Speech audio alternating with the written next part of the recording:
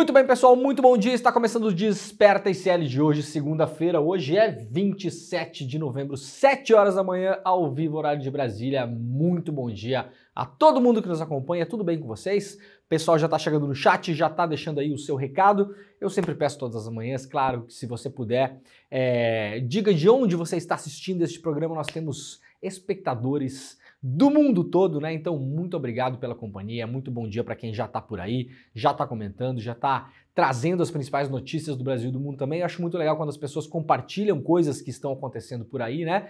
Eu já falei no ano que vem, acho que a gente vai arrumar um jeito de eu conseguir ler um pouco mais os comentários de vocês aqui no nosso estúdio, tá bom? Por enquanto, seguimos assim. Mando um beijo e um abraço para todo mundo que já tá chegando por aí. Muito obrigado mesmo pela sua companhia. Este programa está ao vivo em todos os canais do ICL Notícias, também no canal do Eduardo Moreira, no canal do Leandro Demore, lá no YouTube. Leandro Demore sou eu, no caso, né?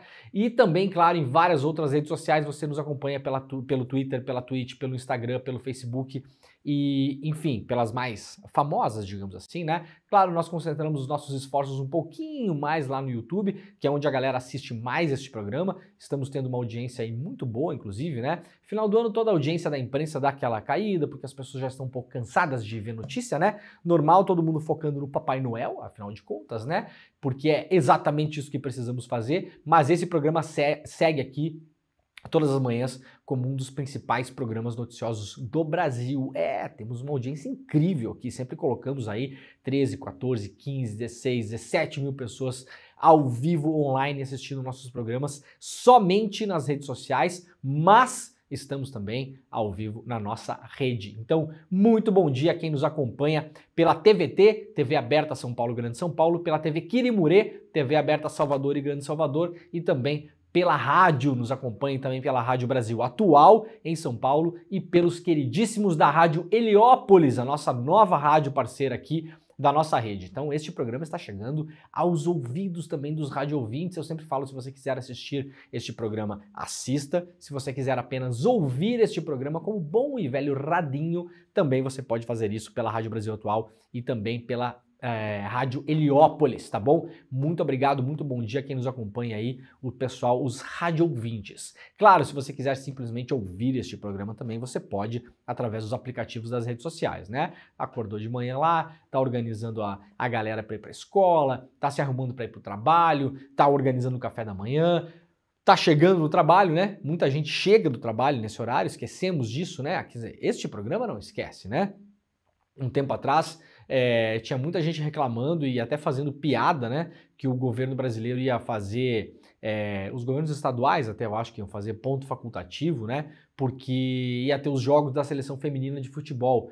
E como era de madrugada, porque a competição era na Ásia, muita gente falou, mas por que vai fazer ponto facultativo se neste momento não tem ninguém trabalhando? Gente, vocês esquecem que as pessoas estão trabalhando para vocês poderem comer, né? O padeiro tá lá 4 horas da manhã fazendo pão, a pessoa que entrega a coisa tá entregando coisa, o caminhoneiro tá levando o alimento para casa das pessoas, eletrodoméstico, aquela coisa toda. Então tem muita gente, obviamente, que trabalha em horários em que você está dormindo, por exemplo, né? E tem muita gente que nesse horário tá voltando. Já encontrei, inclusive, pessoas que me dizem, né, que me encontram por aí, falam que ouvem o programa quando estão voltando do trabalho, pessoas que trabalham de noite, de madrugada. Então, muito obrigado, muito bem-vinda, muito bem-vindo. Este é o Desperta ICL e o que nós fazemos aqui todos os dias, né, Jimmy? A gente basicamente lê notícia, né? Mas não igual aquele o seu assistente virtual que você pede para ler notícias, porque a gente também aqui faz, claro, um texto e um contexto das coisas, né? Se é para só ler notícia, a gente não precisa ficar aqui, né? Espero que eu não seja substituído dentro em breve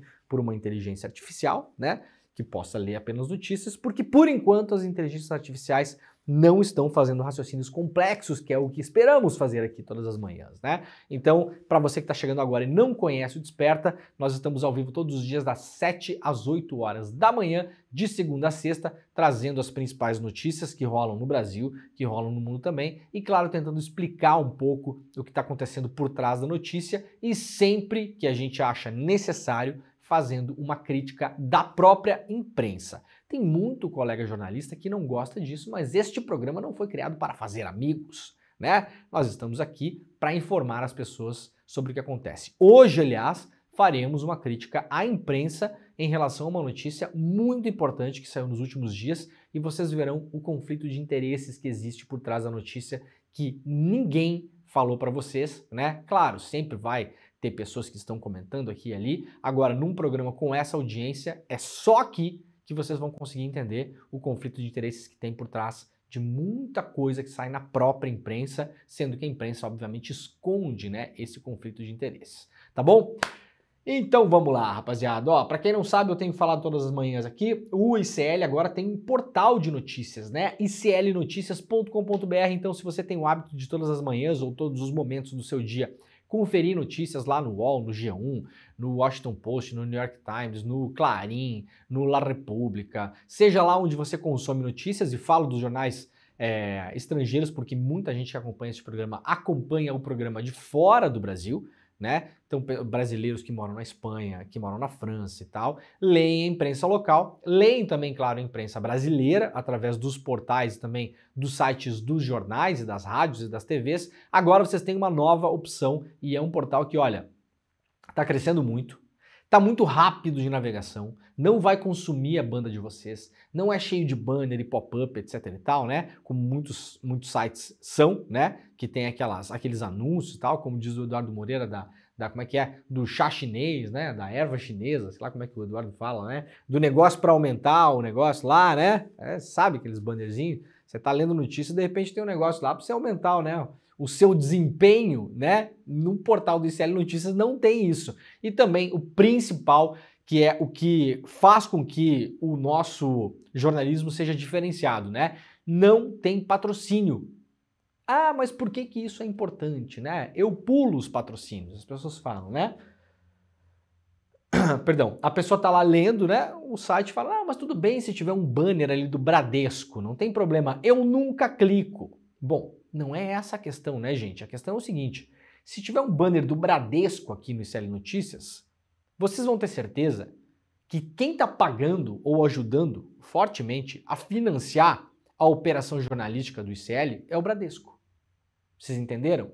E aí, várias das notícias que a gente todos os dias debate, conversa e explica aqui, não serão mais debatidas, conversadas e explicadas.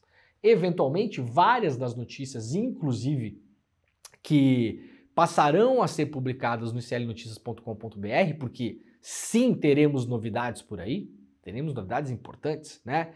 Então, várias das investigações exclusivas que serão feitas pelo time de jornalismo do ICL não poderiam ser feitas se elas atingissem, por exemplo, os interesses do Bradesco. Estou falando Bradesco aqui, poderia ser qualquer outra empresa, né? Poderia ser, sei lá, a Fiat do Brasil, poderia ser a operadora de telefonia, poderia ser qualquer coisa. Gente, quando o dinheiro entra na operação jornalística dessas empresas, o jornalismo sai, tá? O dinheiro entra por uma porta, o jornalismo sai pela outra, né? Nós vimos aí um escândalo, né? Por que não dizer assim, nos últimos meses, que foi publicado por vários veículos de imprensa, inclusive talvez o principal deles que começou, que puxou esse fio, foi o site Intercept no Brasil, mostrando que, por exemplo, a empresa Folha de São Paulo, né, recebe dinheiro da Prefeitura de São Paulo para fazer marketing. Só que isso é publicado em forma de reportagem. E não ficava muito claro para a pessoa que está desatenta na internet, como eu, como você, como 99% das pessoas que estamos na internet. Se estamos na internet, estamos desatentos, né? É assim, né? A gente não está muito atento quando a gente está na internet, né? Você está muito atento quando você está vendo um filme, quando você está brincando com a sua filha, com o seu filho, né? Quando você está lá lendo um livro, aí você está muito atento, concentrando a sua atenção numa coisa só. A internet por si, principalmente as redes sociais, é um antro de desatenção, né? A gente fica rodando lá a timeline para cima e para baixo, clicando em 1000 coisas ao mesmo tempo, abrindo 1 milhão de abas, e isso faz com que a nossa atenção vá para o espaço, né? Então as pessoas que estavam desatentas consumindo lá a Folha de São Paulo, clicavam naquele link e achavam que aquilo era uma reportagem, né? Uma reportagem isenta, como dizem esses meios de comunicação, né? Aqui nós não somos isentos, aqui ninguém nunca falou que é isento, nunca teve essa pretensão, pelo contrário, né? Isenção não existe. Aí, aos poucos foi se descobrindo, graças ao jornalismo feito pelos meios independentes, né? Tem gente que não sabe o que é meio independente, né? Você não sabe o que é meio independente? Bom, meio independente é principalmente o meio independente da publicidade das grandes companhias. Isso é um meio independente, né? Tem gente que confunde, que acha que meio independente não tem viés, é isento, é neutro. Não, não. Meios independentes têm viés também, não são isentos, não são neutros. Ninguém absolutamente fala isso, né? Agora, são independentes da publicidade. E aí vimos que, aos poucos, a Folha teve que deixar mais claro que aquilo era publicidade. O portal do CL Notícias não tem isso, tá bom? Então, feita a propaganda aqui, coloca nos seus favoritos, clnoticias.com.br, que tem notícia fresquinha todos os dias lá no nosso portal. Vamos lá então, seca não dá trégua e todas as cidades do Amazonas permanecem em estado de emergência. O estado do Amazonas permanece em alerta. O Comitê Intersetorial de Enfrentamento à Situação de Emergência Ambiental informou que todos os 62 municípios amazonenses estão em situação de emergência devido à estiagem. O comitê foi instituído em 29 de setembro desse ano para dar conta do que vem acontecendo lá, né? De acordo com a Defesa Civil, o Amazonas tem 598 mil pessoas afetadas até o momento pela seca severa, 150 mil famílias. Os números são baseados nas informações passadas pelas próprias prefeituras. Os dados alimentam o Sistema Integrado de Informações sobre Desastres da Defesa Civil. Os números são atualizados e corrigidos diariamente, podendo sofrer alterações para mais ou para menos. Desde 1º de janeiro até 24 de novembro, portanto concentrando só esse ano, porque teve uma falta de chuva absurda no norte do Brasil, né? O que não choveu no norte, choveu no sul. Esse ano o desequilíbrio se deu dessa forma, né? Nós temos cidades no sul do Brasil, até agora, sofrendo com chuvas, né? Intensas. Cidades, inclusive, que foram alagadas meses atrás, quando a gente mostrou aqui intensamente, né, a situação dramática no Rio Grande do Sul, essas cidades voltaram a ser alagadas. Santa Catarina também, a cidade de Rio do Sul, a gente viu, né, sofreu um alagamento terrível esses dias, né? Então, só esse ano, até 24 de novembro, 19.426 focos de calor foram registrados no Amazonas. A região sul concentra mais da metade deles, a região sul do estado do Amazonas, com 10.454 registros. Segundo o Corpo de Bombeiros, de 12 de julho a 24 de novembro, foram 2.894 focos de incêndio combatidos pela corporação. Desses, 811 foram registrados em Manaus e 2.083 no interior do estado. Isso, pelo que a gente tem visto e falado sobre as notícias aqui, essa situação, né, agravada pelo El Niño, deve permanecer até mais ou menos abril do ano que vem. Não sei se volta a chover no Amazonas e no norte do país esse ano ainda. Acho muito difícil. Lembrando que estamos, salvo engano, o pessoal pode até comentar no chat aí se eu estiver enganado, mas pelo que eu bem me lembro agora, estamos no período de chuvas no norte do Brasil, né? Então agora deveria estar chovendo mais. E é justamente o momento em que não está chovendo. Quando terminar esse período, vai terminar o período de chuva, então possivelmente teremos aí dias piores pela frente, né? Ainda lá no clnoticias.com.br, cumprimento do Acordo de Paris vai além da Amazônia, aponta relatório. O Brasil não está preparado para enfrentar as mudanças climáticas. A constatação está no relatório Política Climática por Inteiro, documento do Instituto Talanoa, uma organização independente com sede no Rio de Janeiro, escritório em Curitiba e colaboradores baseados em São Paulo e também em Brasília. O levantamento amplo avalia políticas climáticas nacionais e setoriais e mostra que, apesar dos avanços de 2023, com a redução de 22% no desmatamento da Amazônia, o país enfrenta desafios imensos em áreas como transição energética e agricultura. O relatório foi entregue a vários ministros aí pelo Instituto, né? O desmatamento é um dos efeitos nacional e um defeito nacional e precisamos acabar com ele para o nosso bem, disse a presidente do Instituto, Nathalie Utterstel, em entrevista à Agência Brasil. O documento indica que antes da 28ª Conferência das Nações Unidas sobre Mudanças Climáticas, a COP28, que vai acontecer entre 30 de novembro e 12 de dezembro, aliás, o Brasil está viajando para lá agora, né, uma comitiva, e inclusive o presidente Lula está indo para Dubai, né, nos Emirados Árabes. O Brasil tem muito a fazer para cumprir os acordos climáticos de Paris, né? O tratado internacional que resultou da COP21 em 2015 na capital francesa. Especialistas identificaram 17 avanços chamados de firmes, 8 iniciais, 15 em áreas sem progresso e uma área com retrocesso no que se refere políticas públicas em relação a mudanças do clima. O controle do desmatamento na Amazônia e a criação do mercado regulado de carbono são os dois principais pontos da evolução do Brasil nesse caminho, né? Lembrando que o Acordo de Paris prevê emissão de gases de efeito estufa zero até 2050, e nós já vimos na semana passada aqui uma reportagem, se não me engano, do jornal The Guardian, baseado em um relatório da organização Oxfam, mostrando que até 2025 seria, em tese, tá? Vamos lá, negociado em 2015, o Acordo de Paris. 10 anos até 2025 seria, em tese, onde o planeta poderia atingir o pico de emissões. Então, de 15 a 25, já teria que se trabalhar para reduzir as emissões, mas ainda havia uma margem, um lastro, porque isso não se faz do dia para a noite, para ter um pico de emissões em 2025. Dali para frente, até 2050, as emissões deveriam começar a cair. Esse relatório da Oxfam mostra que não vai parar de subir em 2025 e já é muito improvável que se atinja a cota zero em 2050. Por quê? Principalmente, as principais empresas privadas do mundo seguem como grandíssimas poluidoras. As principais empresas privadas do mundo não estão levando o Acordo de Paris a sério, estão fazendo ou nada, ou maquiagem, ou aumentando suas emissões. Claro, várias delas conseguiram mudar a sua matriz, estão diminuindo, mas não é em número suficiente.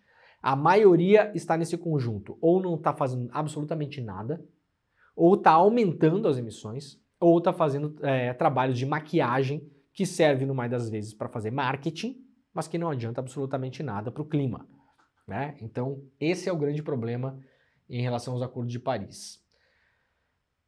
Pesquisador afirma que a população negra é mais afetada pelo calor extremo.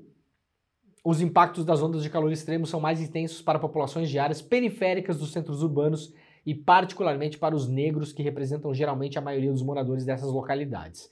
É o que aponta o geógrafo Diosmar Filho, pesquisador da Universidade Federal Fluminense e também coordenador científico da Associação de Pesquisa IALETA.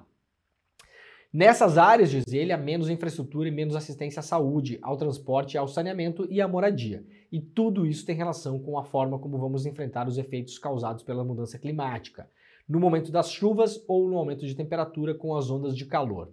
Diosmar observa que bairros periféricos, que geralmente são mais adensados e sem áreas verdes, estão também mais sujeitos a problemas de abastecimento de água e de energia elétrica. Todos esses elementos são apontados como fatores que agravam os efeitos de um dia muito quente. O geógrafo lembra que, nesses dias, é preciso beber mais água. Há áreas onde a água não chega em quantidade e qualidade. Em Salvador, por exemplo, há regiões periféricas que chegam a ficar um mês inteiro sem abastecimento.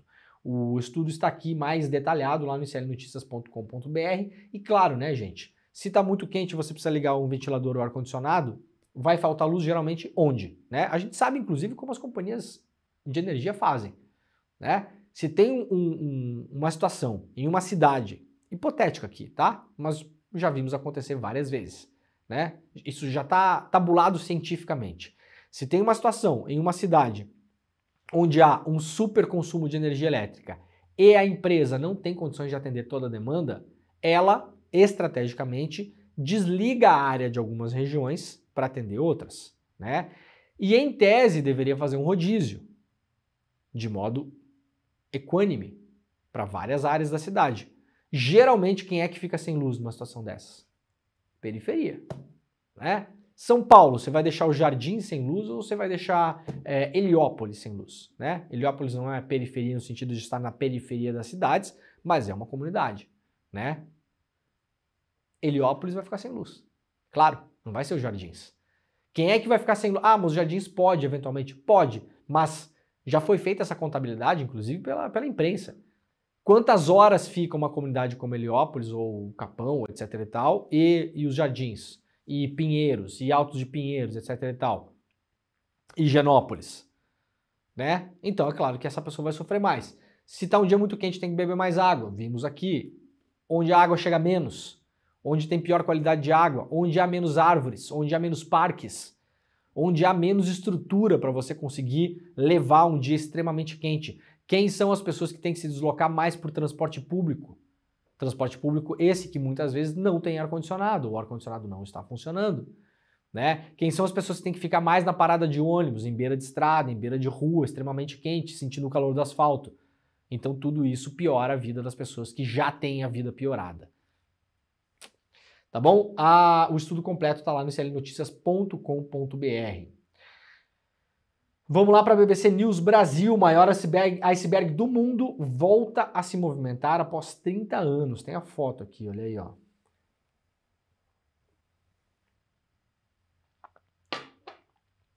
O maior iceberg do mundo está em movimento depois de mais de 30 anos preso ao fundo do oceano.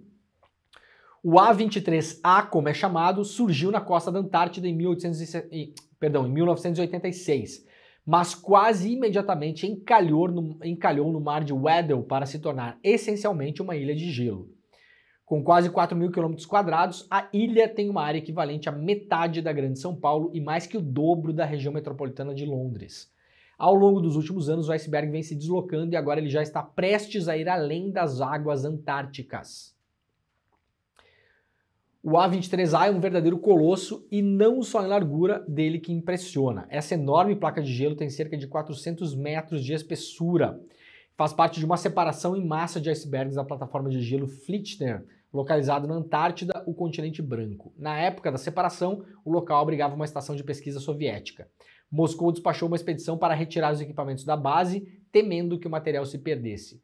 Mas o iceberg não se afastou muito da costa antes da sua profunda quilha ancorar com rigidez nas lamas do fundo do mar de Weddell. E agora ele está se deslocando. Aqui tem uma imagem, né, muito interessante mostrando onde ele estava, né, tempos atrás, né? Então aqui, ó, agosto, né, junho de 2020, agosto de 2020, né, o deslocamento dele. Agora, pelo que estão monitorando, os cientistas estão monitorando, né, ele vai possivelmente se deslocar da Antártida e ir em direção a outros mares, né?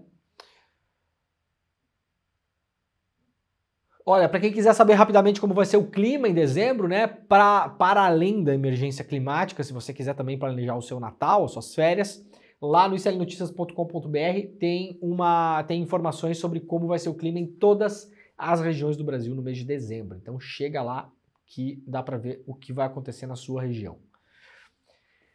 Vamos lá para a revista Fórum. Milei recua, envia carta a Lula e fala em construção de laços com o Brasil. O presidente eleito na Argentina, Javier Milei, recuou e enviou uma carta a Lula na qual pede a presença do chefe de Estado em sua posse. O convite aconteceu após a visita da chanceler do líder argentino, Diana Mondino, a Brasília, com convite oficial. Após a vitória de Milei, o candidato da extrema-direita na Argentina, fontes do governo brasileiro afirmaram que Lula não estaria presente na cerimônia de posse. O ministro Paulo Pimenta, da Secretaria de Comunicação Social da Presidência, disse que o motivo seriam as ofensas que Milei já proferiu a Lula de forma gratuita. O presidente eleito chegou a chamar o líder brasileiro de ladrão e corrupto.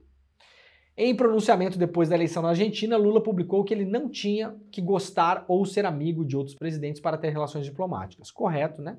Correto, a presidência não é ocupada pelo cidadão Luiz Inácio, é ocupada pelo candidato que venceu as eleições, que está lá nos representando. Então ele tem que fazer o que é melhor para os interesses da sociedade brasileira, né? Então, tá certo o Lula. O Lula não tem que gostar de ninguém. O Lula vai se encontrar com o Mohammed bin Salman nessa semana, que é o príncipe da Arábia Saudita, que é um dos caras implicado no assassinato e esquartejamento do jornalista Khashoggi na embaixada da Arábia Saudita na Turquia.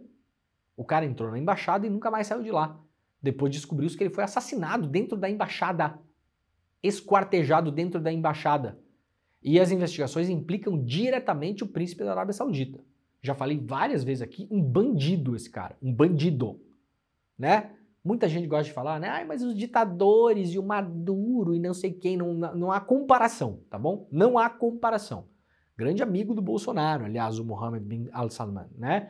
O Bolsonaro dizia que ele e o príncipe tinham muita coisa em comum, né? Amigão do Bolsonaro. Claro que não é amigo, né? O cara, príncipe lá vai ser amigo do Bolsonaro, né? Mas o Bolsonaro pintava como grande amigão, né? Agora, o cara é um chefe de Estado, o Brasil tem interesses econômicos na Arábia Saudita, o Lula vai lá se encontrar com ele, não tem que gostar e deixar de desgostar, né? No mundo ideal, o Brasil cortaria relações com todos esses países. Agora, no mundo real, ninguém faz isso com país nenhum, poucos países cortam relações, os Estados Unidos vai lá e corta relações com Cuba, né? Que é uma ilhazinha desse tamanho, né? Agora, cortar relações mesmo com um país grande não corta, por mais barbaridades que esses países pratiquem. Nem com a Rússia cortou, porque está comprando produtos russos através de outros intermediários, né?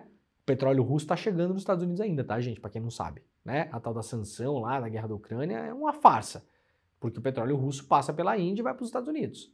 Só tem um atravessador no meio agora e está pagando mais caro, né? Então o presidente do Brasil não tem que gostar ou desgostar de ninguém, né? Isso é balela de política de rede social.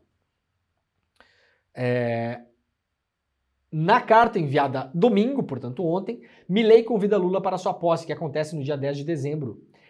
Sei que o senhor conhece e valoriza plenamente o que significa esse momento de transição para a memória histórica da Argentina, seu povo e, naturalmente, para mim e minha equipe, diz a carta. Em ambas, na carta ainda diz, né, que queremos continuar compartilhando áreas complementares em nível de integração física, comercial e internacional. Em ambas nações temos muitos desafios pela frente. Estou convencido de que uma troca nos campos econômico, social e cultural, baseada nos princípios da liberdade, nos posicionará como países competitivos, em que seus cidadãos podem desenvolver ao máximo suas capacidades e assim escolher o futuro que desejam, diz outro trecho da carta, né? Ao final da mensagem, Milei diz que deseja que o trabalho de ambos os presidentes seja frutífero e fala em construção de laços. Olha, tudo que se esperava do Bolsonaro aqui no Brasil, né? Das pessoas que ajudaram a eleger aí o Bolsonaro, né? Fiesp, Faria Lima, imprensa comercial, todo mundo, né? Classe política em peso, todo mundo, toda essa galera aí, comentaristas aí de redes de televisão, né? E tal, esperavam que o Bolsonaro, Exército Brasileiro, Forças Armadas, né? Esperavam que o Bolsonaro ia ser controlado no começo da gestão Bolsonaro, né? Bom, vimos que não adiantou, não foi, né? O Milei, a princípio, tem uma situação um pouco diferente. Por quê? Tem várias coisas diferentes. Mas, primeiro, o Milei, ao contrário do Bolsonaro, não elegeu 100 e poucos deputados. O Milei, ao contrário do Bolsonaro, não chega no governo com uma Câmara favorável. O Bolsonaro tinha uma Câmara favorável. A oposição era a minoria durante o governo Bolsonaro, se somasse os eleitos pelo PSL, que tinha sido, lembram do PSL, né? Partido do Bolsonaro, e os partidos da direita e do centrão, que é direita, né? Centrão é direita, né? O Milei não tem essa base. O Milei elegeu, se não me engano, eu já dei essa notícia aqui, 47 deputados. 47 deputados, você não faz nada na Argentina, nada. O governo Milei fica paralisado e se falar muita bobagem, fizer muita bobagem, corre risco de impeachment, inclusive. O Milei precisou do Macri, direita, da Bullrich, direita, para tentar compor algum tipo de base na Câmara. E vai precisar de peronistas também. Mas Leandro, peronista não é de esquerda. Não, gente, peronista é assim, ó, hoje em dia, literalmente qualquer coisa, tá? Tem peronista de direita, tem peronista reaça, tem qualquer coisa. Por que que isso se dá? É uma explicação histórica complexa, a gente não vai ter tempo de fazer isso aqui. Vamos resumir, basicamente, por que o Juan Domingo Perón, basicamente, foi tudo isso. O Perón teve vários períodos na política argentina, né? Então o Perón foi de esquerda e em outros momentos foi de direita também. Foi linha dura, perseguiu pessoas também. Pois é, né? Um exemplo mais ou menos paralelo, em momentos históricos mais ou menos semelhantes, é o Getúlio Vargas, né? Que foi um trabalhista de esquerda, entre aspas, também, né? Mas foi um ditador também, né?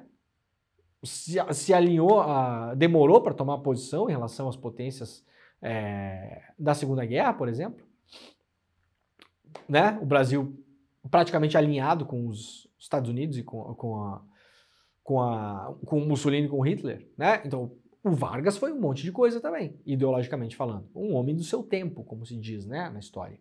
O Perón também. Então, o Milei vai precisar do apoio de peronistas também. Não de kirchneristas. Não haverá, imagino, nenhum kirchnerista que vá apoiar o Perón, né? Agora, o Milei. Agora, peronista, sim. Então, talvez haja um movimento já antecipado do Milei de realmente se enquadrar ao establishment da direita argentina, né? E vai usar a sua retórica mais para manter a sua base alimentada ali, mas na prática, no dia a dia, talvez, e não sabemos, tá? Talvez, o Milei é um político de extrema direita.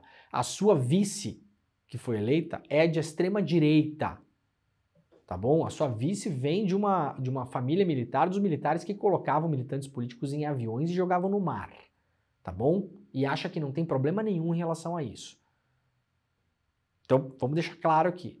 Agora, talvez haja sim um movimento de enquadramento cedo, súbito do Milei na Argentina, né? Até porque a direita argentina precisa que o governo Milei dê certo, porque o governo Milei vai privatizar empresas, né?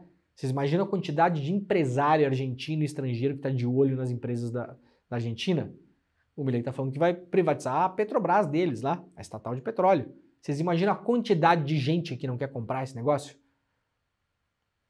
Então, assim, ó, é de interesse grande da direita tradicional argentina que o governo Milei dê certo, que não caia, que não cometa loucuras. Então, talvez haja esse movimento de fato, né, gente? Futura chanceler argentina convida Lula para a posse de Milei e manda carta amistosa. A deputada eleita na Argentina e chanceler designada pelo presidente eleito Javier Milei, Diana Mondino, se encontrou, hoje era ontem, né? 26, ontem, né? Se encontrou ontem para a reunião de trabalho com o ministro das Relações Exteriores do Brasil, Mauro Vieira. O encontro foi no Itamaraty, em Brasília. De acordo com o Ministério das Relações Exteriores, Mondino convidou Lula para a cerimônia de posse de Milei. Mondino e Vieira também discutiram aspectos da relação bilateral entre Brasil e Argentina e o atual estágio das negociações do acordo comercial entre Mercosul e União Europeia. Lembrando que o Brasil é o principal parceiro comercial da Argentina. Sem o Brasil, a Argentina não faz nada, né? Não faz nada, nada. Eu quero ver se a União Industrial da Argentina e se a União da Agricultura da Argentina apoiam as falas do Milei de romper laços com o Brasil. Isso eu gostaria de ver. Vocês acham que o Milei está sendo enquadrado porque ele tomou um chá de consciência, gente? Não. Claro que não. A direita argentina precisava que ele vencesse as eleições, porque ele era o melhor candidato em termos de musculatura eleitoral. Agora, chega lá à frente dos grandes agricultores da Argentina, à frente da indústria da Argentina, e vai lá, enquadra o cara, fala que romper relações com o Brasil? Não, senhor, eu vendo trigo para lá. Você vai romper o quê? Eu vou vender meu trigo para onde? Romper relações com o Brasil? Não, que é isso? Eu vendo autopeças para a indústria de automóveis do Brasil, eu vou vender para onde essas autopeças? Não vai romper relação nenhuma não, meu filho. Romper relações com a China? Imagina, eu mando toda a minha carne para lá, o meu soja, vai romper relação com a China? Porque é comunista? Não, senhor, vai não. Ah, não vai não. Então há sim uma diferença de ambiente na Argentina em relação ao que tinha no Brasil, né? Vamos ver até onde vai. Em relação ao Lula ir ou não para posse, bom, isso é decisão do Lula, né? Agora, minha opinião, manda o Mauro Vieira e pronto. Tá resolvido, né? O Lula não vai para posse de todo mundo, vai para algumas posses, escolhe, essa vai, essa eu vou, essa não vou, não vou. Por exemplo, o Biden veio para a posse do Lula no Brasil? Não veio, né? Não veio, mandou um representante, né? Então, tudo bem. O Lula manda o Mauro Vieira, que é o chanceler, né? Já que vai falar de relações exteriores, vai para lá, tá representado e pronto. Eu não mandaria nem o Alckmin, né? Não mandaria nem o Alckmin. Não é uma desfeita? Não. Não é uma desfeita. É super comum, aliás, o presidente da República dos países não vai na maioria das posses de presidentes eleitos. Vai numa minoria. Precisa na Argentina? Não precisa. O Milei mandou essa carta, deu essa recuada, tudo bem, legal, ótimo. Ótimo, incrível. Mas mesmo que não tivesse acontecido isso, precisa ir? Não, não é necessário ir. Não há polêmica nenhuma nisso. BBC News Brasil, como União Europeia e Mercosul intensificam negociações para fechar acordo dias antes da posse de Milei. Aqui uma matéria de fundo, né, uma reportagem de fundo, mostrando que reuniões virtuais e presenciais aos finais de semana, com horas de duração, idas e vindas de delegações europeias a Brasília, há uma perspectiva de decidir apenas aos 45 minutos do segundo tempo o acordo de livre comércio entre Mercosul e União Europeia. É assim que diplomatas dos dois blocos vêm intensificando as negociações para que o pacto seja finalizado antes da posse do Milei. 3 fontes diplomáticas brasileiras e um membro da equipe econômica ouvidos pela BBC News Brasil afirmam que nos últimos dias as negociações avançaram, mas que o principal entrave à conclusão do acordo ainda persiste: as exigências ambientais feitas pelos europeus. Esse acordo é um acordo que está sendo negociado há muitos anos, e o principal ponto é o seguinte, rapidamente, os europeus querem exigir do Brasil que, caso o Brasil descumpra metas ambientais, que seriam negociadas, então, sei lá, meta de desmatamento, meta de queimadas, quantidade de garimpo ilegal, enfim, uma série de metas ambientais, tá? Essas metas entrariam no acordo Brasil-União Europeia, Mercosul-União Europeia. Qual o problema disso? Se o Brasil descumprir essas metas, o Brasil é penalizado comercialmente. Seria justo se houvesse uma contrapartida de penalização. Então, o Mercosul olhar para a União Europeia e falar: se você, por exemplo, descumprir metas de acolhimento de refugiados, né? Isso a União Europeia não quer discutir, né? Vários países da União Europeia fazem parte das alianças militares que vão lá bombardear a Líbia, o Afeganistão, o Iraque, né? Gaza. Não estão bombardeando diretamente, mas há navios de guerra da Grã-Bretanha, da França e dos Estados Unidos no Mar de Gaza. Há dinheiro e tecnologia dos exércitos europeus no exército israelense. Então, os exércitos europeus promovem o caos em vários lugares do mundo e depois uma massa de imigrantes começa a ir para a Europa. Quando essas pessoas chegam lá, a Europa fala: não, aqui não. Aqui a gente não quer vocês. Então o Brasil poderia falar: não, claro, tudo bem, então nós vamos também olhar, né? Já que o meio ambiente é uma causa humanitária necessária, não é uma causa apenas da América Latina. Claro, vocês têm toda a razão, senhores europeus. Nós temos as metas aqui, se a gente descumprir, tudo bem, vai dar problema. Agora vamos olhar para as metas de vocês também. Quais são as metas? Concessão de asilos políticos, acolhimento de imigrantes, poderia ser uma meta, né? O que mais? As proteções comerciais que os europeus fazem em relação aos seus produtos. Poderia ter uma série de metas. Não tem. Então, quem vem apontando isso, principalmente é o governo brasileiro. Olha, a gente não vai assinar esse negócio aqui, porque o que acontece? Entra um Bolsonaro de novo da vida, daqui a 3 anos? Não, pelo amor de Deus, né? Aliás, não pode nem concorrer. Mas entra um outro pateta desses, começa a tacar fogo na Amazônia. O Brasil vai ser penalizado com o comércio exterior. Tem um ano complicado, como é esse ano aqui, de seca extrema no norte do Brasil, tem mais focos de incêndio. Brasil penalizado. Então faz muito bem a América Latina não aceitar os termos do acordo da maneira como eles estão agora, né? Vamos lá para a política internacional. Agricultores da Cisjordânia relatam incursões violentas de colonos israelenses. Agricultores da Cisjordânia têm enfrentado incursões e violência quase diárias por parte de colonos israelenses. A informação é do jornalista Sin Furnes, da rede Al Jazeera. Segundo ela, palestinos que vivem na região relatam medo constante de terem suas casas e terras roubadas. Isso aqui não é novo, tá? Isso aqui não é novo. É o projeto de colonização do Estado de Israel e que se intensificou muito com o governo de extrema-direita Netanyahu. Isso aqui não é novo. Os caras vão lá, escolhem uma área, tomam a terra e a casa das pessoas e mandam as pessoas embora. Tá bom? Simples assim. Assim do jeito que eu acabei de explicar. Simples assim. Vão lá, escolhem uma área, falam que vai ser um assentamento e vão lá e pegam as pessoas que moram naquela área e mandam as pessoas embora. E tomam a terra e a casa das pessoas. E quem se recusa é assassinado. Não é novo, nenhuma novidade. Zero. Zero. Não tem Hamas nesses lugares, tá? para quem está perguntando. Não tem Hamas aqui. Aqui ninguém está falando, não existe Hamas aqui. Não tem Hamas. Porque a grande desculpa é o Hamas. Onde tem o Hamas, pode ir lá matar 5.000 crianças. Que é literalmente o que aconteceu em Gaza. Pode, porque tem o Hamas. Aqui não tem Hamas, tá? Aqui não tem Hamas.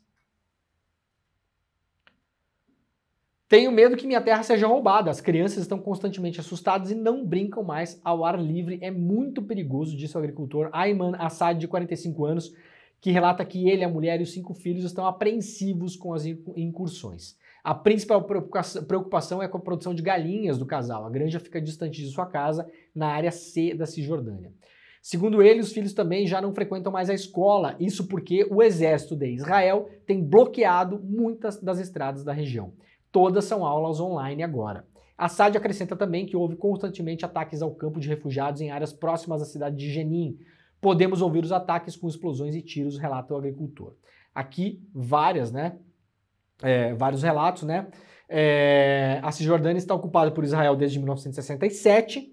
Desde então, cerca de 700.000 colonos israelenses se instalaram ilegalmente no território palestino. E há anos são registrados roubos de terra, além de ataques e destruição dos olivais das pessoas que estão neste exato local. Há pessoas que defendem isso, que acham ótimo, acham incrível, né? Parabéns. Vamos lá na capa do New York Times, só para dar uma olhada muito rapidamente aqui, né? Hoje começa as últimas 24 horas do cessar-fogo em Gaza, e o New York Times está dizendo aqui que há uma possibilidade que o cessar-fogo seja estendido por mais alguns dias.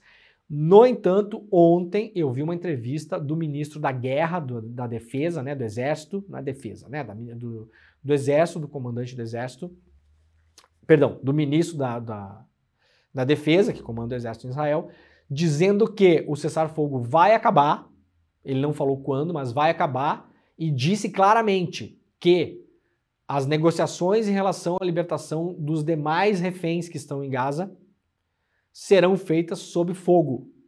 Ele falou exatamente isso. Enquanto estivermos lá no campo de batalha em Gaza, vai ter a negociação. Então, falou ontem o ministro, né? Disse que não vai ter cessar-fogo por muito mais tempo, não.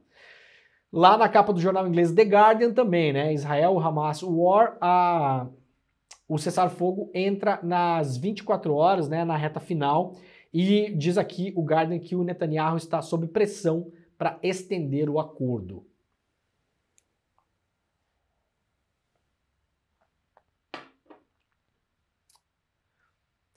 Olha, gente, só para mostrar para vocês aqui mais ou menos como as coisas estão, né, nos jornais europeus, isso aqui é a capa do jornal italiano La Repubblica, um dos dois mais importantes jornais cotidianos, né, italianos. Tem o La Repubblica e o Corriere della Sera, não della Serra, né, muita gente fala que é como se fosse o Correio da Serra, né, não é o Correio da Serra, tá, é o Correio da Tarde, Corriere della Sera, né, buonasera, né, da tarde, tá, um pouquinho de cultura inútil também, né.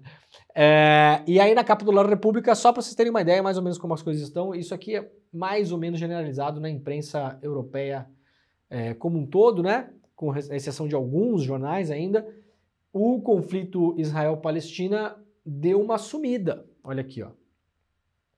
Né? Nada no primeiro bloco, nada no segundo bloco, aqui, ó. Nada no terceiro bloco, quarto bloco futebol, tênis, fofoca de televisão, olha aqui, ó. Isso aqui é toda a capa, ó, do jornal, ó. Aí aqui embaixo, olha aqui onde é que tá, ó. Bem longe, né? Aqui embaixo, um destaque bem pequeno, né? Ou seja, enquanto Gaza ainda conta os seus mortos, né? Agora a guerra perdeu o interesse porque, de fato, os bombardeios cessaram nos dias do cessar-fogo, né? Haveria, claro, milhões de histórias para contar sobre esse massacre. Mas nós vimos, ao longo das semanas todas aqui, o viés da imprensa comercial mundial. Nós vimos o viés. E é um viés claramente alinhado aos interesses dos Estados Unidos e da União Europeia, que estão alinhados aos interesses do país Israel. do regime Netanyahu. Nós vimos isso aqui, né? Eu mostrei várias vezes aqui. Muito bem, gente. Olha só que coisa curiosa, né? Uma matéria hoje exclusiva publicada lá pelo UOL, uma matéria muito boa, assinada pela repórter Juliana Sayuri, que é uma repórter incrível, espetacular. Eu já editei material da Juliana Sayuri, já pude editar material dela, publicar material dela na época, quando eu era editor executivo do Intercept. Deu matérias incríveis, espetaculares, e agora vem com mais uma, né? A Juliana Sayuri, que é aquela tipo de repórter que trabalha de modo sazonal, né? Então, dá uma excelente matéria, mergulha, investiga, né? Organiza, publica de novo. Então, eu sugiro que vocês prestem atenção no nome dela. Geralmente, né? Quase sempre, na verdade, com coisas muito boas. Vejam só. Linhas privadas ganham 4 vezes mais, mas transportam menos que o metrô e a CPTM em São Paulo. Vejam como é gostosa, né? Gostoso demais, né? Privatizar, gostoso demais. Vejam o absurdo dessa notícia. Olha só o que a Juliana Sayuri descobriu. Expectativa: privatizar os trilhos de São Paulo para trazer mais eficiência e economia para o Estado. Realidade: falhas graves nas linhas operadas pela iniciativa privada, enquanto metrô e CPTM, estruturas públicas, ficam no prejuízo. Dados inéditos obtidos pelo UOL revelam que os repasses do bilhete único em 2022 foram 4 vezes maiores para as concessionárias do que para o metrô e para a CPTM. Aí você vai se perguntar, bom, mas eles transportam mais pessoas, né? Afinal de contas, há uma arrecadação do bilhete único, e esse dinheiro é repartido entre as empresas que transportam pessoas em São Paulo, né? Então, se as linhas privadas ganharam 4 vezes mais do que as empresas públicas, a gente imagina que elas transportam 4 vezes mais passageiros. Correto? Não. Falso. O bilhete único é a principal fonte de receita tarifária para as operadoras do transporte público em São Paulo, transporte público e privado, né? No ano passado, estamos falando de 7 bilhões, eu vou repetir, 7 bilhões de reais arrecadados com o bilhete único, que foram repartidos entre as empresas que transportam pessoas em São Paulo, as públicas e as privadas. As privadas ganharam 4 vezes mais do que as públicas. Agora, vamos lá para os números que se importam. Vamos lá?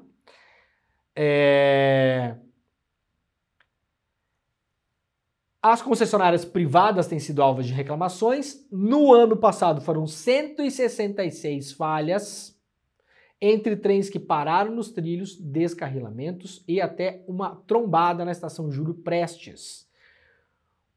O próprio secretário da SPI, Rafael Benin, considera complicada a questão dos repasses. A questão é o seguinte, cadê o número de passageiros aqui, ó? Responsável por mais da metade das viagens de São Paulo, a SP Trans é a primeira na fila, fica com 58% do dinheiro. Logo depois vem as concessionárias. Hoje recebem 10 milhões por dia. Nas atas obtidas pelo UOL, não há menção sobre quanto metrô e CPTM devem receber. O convênio diz a ordem de prioridades nos repasses, mas não diz como é feito o cálculo. Mas uma fonte relatou em off que o governo de São Paulo dificulta o acesso aos dados do repasse. O UOL apurou que a Via Mobilidade e a Via 4 receberam juntas 2 bilhões em 2022 para transportar 500 milhões de passageiros. Olha aqui, ó. 2 empresas privadas, Via Mobilidade e Via 4, receberam no ano passado, só de repasse do dinheiro do bilhete único, 2 bilhões. 2 bilhões. Quantos passageiros transportaram? 500 milhões de passageiros, tá? Já o metrô e a CPTM carregaram mais que o dobro disso, mas ficaram só com 460 milhões. Então vamos lá. 2 bi para iniciativa privada, transportar 500 milhões de pessoas. Para as empresas públicas, 460 milhões. 1/4 do dinheiro, 1/4 para transportar quantas pessoas? 1,23 bilhão de pessoas, o dobro. Então, as linhas públicas transportam o dobro de pessoas, ganham 1/4 do dinheiro do bilhete único e tem menos falhas. Apesar de tudo isso, tem menos falhas. Porque isso aqui é um projeto. Vocês não acham que isso aqui é um projeto? Você estrangular as empresas públicas para mostrar como elas são ineficientes, como elas não funcionam, como o funcionário público é preguiçoso, é vagabundo, como os trens são sucateados. É claro que são sucateados, né? E não são também sucateados. Mas é claro que vai ser, você vai entrar numa linha privada, vai parecer melhor que a outra. Os caras estão recebendo 4 vezes mais dinheiro para transportar metade dos passageiros. Isso aqui é um escândalo. Reportagem importantíssima, tá na capa do UOL, nesse exato momento, na manchete do UOL, aliás, tá? Jornalismo de primeira linha, feito pela Juliana Sayuri, com documentos. Isso aqui não é a opinião do Che Guevara, do Mao Tse Tung, né? Do Marighella, tá bom? Isso aqui não é a opinião do comunista. Isso aqui são documentos oficiais que mostram a contabilidade que é feita com o dinheiro do bilhete único. Resumindo, 7 bilhões arrecadados em 2022. 2 bilhões foram só para 2 empresas privadas, que transportam 500 mil de passageiros por ano. Já as 2 empresas públicas, que transportam o dobro de passageiros, receberam 1/4 disso. 460 milhões de reais. É claro que vai se olhar de fora, é claro, não funciona.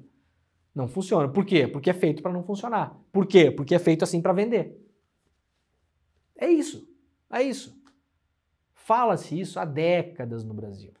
E há décadas a gente ouve discurso, né, de neoliberal, falando que isso é teoria da conspiração da esquerda, que é mentira, que as empresas são ineficientes, né, tudo isso.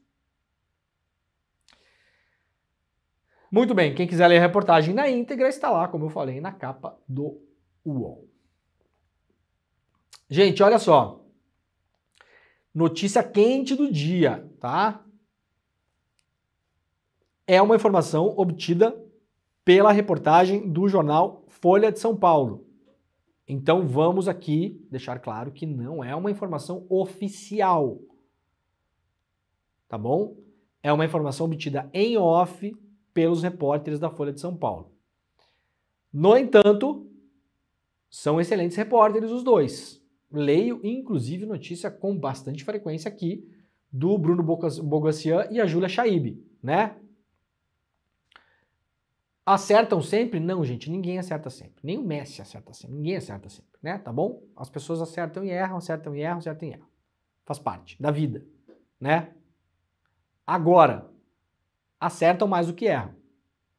Os dois. Então vamos lá. Lula decide indicar Flávio Dino ao STF. Essa é a notícia quente do dia.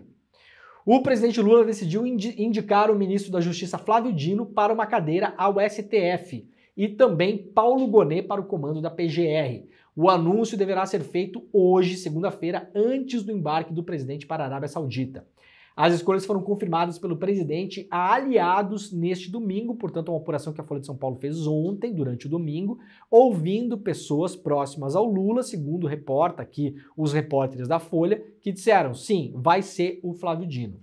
A equipe de Lula calcula que os nomes sejam aprovados no Senado antes do recesso parlamentar, com início em 23 de dezembro. Portanto, se a Folha de São Paulo, na informação que publica hoje pela manhã, estiver correta, e vou repetir, são bons repórteres que trazem informações quase todos os dias na Folha de São Paulo, que muito mais acertam do que erram, porque errar todo mundo erra, é do jogo, né? Agora, muito mais acertam do que erram.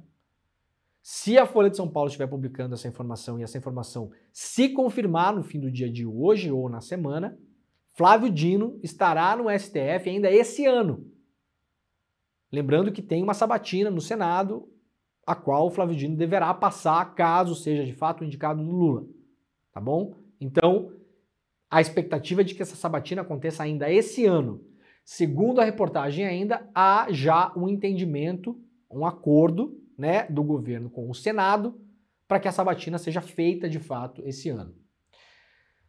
A decisão foi tomada após uma demora inédita de Lula para indicar os nomes, deixando os cargos vagos por mais de 50 dias. Dino era considerado favorito ao posto desde outubro, quando Rosa Weber se aposentou do Supremo. O presidente dizia a aliados que seria interessante indicar alguém da estatura do ministro para fazer um embate político no STF. A avaliação é que, com a bagagem jurídica que Dino tem, ele é capaz de ser um magistrado influente na corte, lembrando que o Flávio Dino é juiz de carreira, né? O Flávio Dino é juiz, atuou muitos anos na magistratura. Então, vamos ver como é que a coisa anda ao longo dos dias. Eu fico mais preocupado com a indicação desse Paulo Gonet. Paulo Gonet mostrou alinhamento com o Lava Jato, né? Uma série de posicionamentos nos últimos anos aí. Não sei exatamente o que o Lula está pensando, o que tem na cabeça dele, que conversas foram feitas. Um mistério para mim, mistério, né? Acho uma indicação bem arriscada. Aquela indicação, assim, no limite do republicanismo, né? Se é que vocês me entendem, né? Vamos ver o que vai acontecer. Agora, Dino no STF, de fato, agora parece uma realidade. E aí, vai ter jornalista do Estadão, né? Tendo o piripaque do Chaves. Sabe o piripaque do Chaves? O Chaves dá aquele piripaquezinho assim, sabe? Tem que jogar água na cara do Chaves. Vai ter editor do Estadão tendo o piripaque do Chaves hoje, né?